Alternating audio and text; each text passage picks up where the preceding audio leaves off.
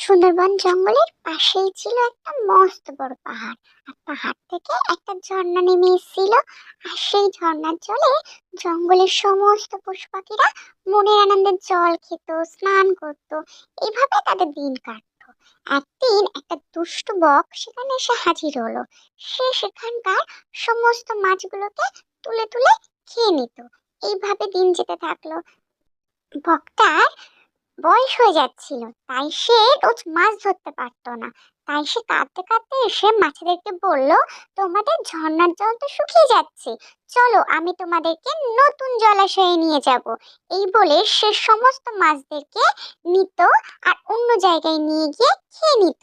একদিন একটা কাকড়া তার সমস্ত বুদ্ধি বুঝে ফেললো আর তার ঘাটটা ধরে দিল মোটকে। আর আমাদের টুনি গান শুরু করলো, বেশ হয়েছে বেশ হয়েছে, দুষ্টু হাঁস পেলো সাজা। কি